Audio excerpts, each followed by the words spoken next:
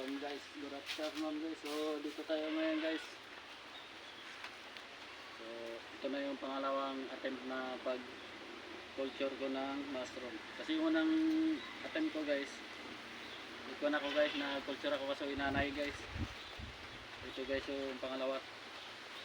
Ginawaan ko na ng nakaangat para hindi makain ng anay. Para kinain ng anay yung guys eh. Yung dahon ng saging kinain ng anay kaya wala failure. So ito guys, hopefully kung ito successful. Nakahang na siya. So ito yung binhi guys ng kabuti. Galing ko sa mga nagakan.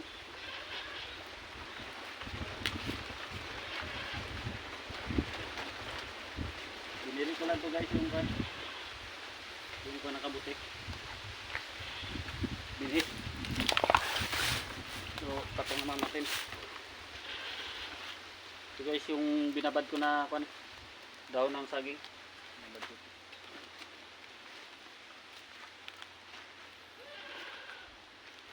Binabad ko ito sabay pinatuyo konti para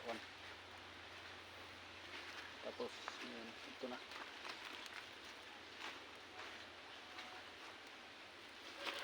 So, marami pa doon guys.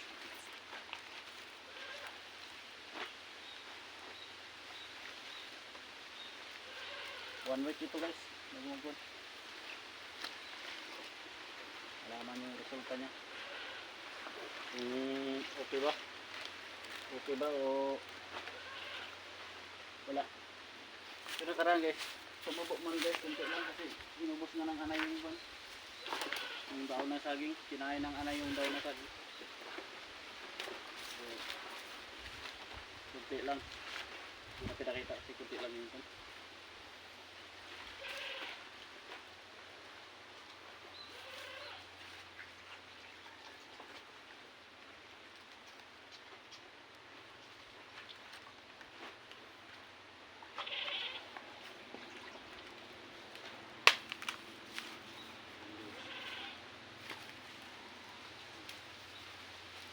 natin ulit para maraming mushroom yung magtubo.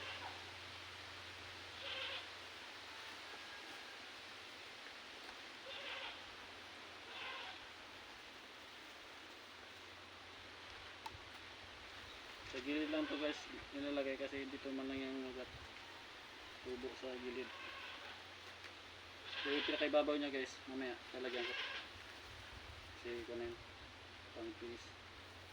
Meron pang kondol. Jadi meron pa ako doon kunin na binabad na daw na saging. So ito guys binili ko lang to sa mga nagtinda sa online. So naman yan guys kung pure talaga yan guys yung binibinta nila guys.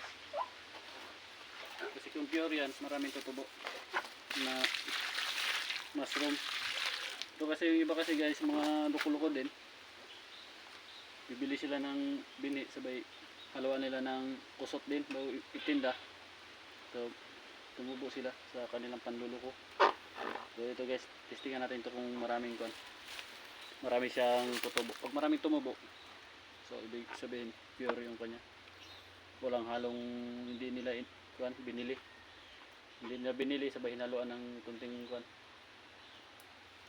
kusot. Kumbaga pure na pure talaga na galing sa paggawaan ng bini ng kabuti.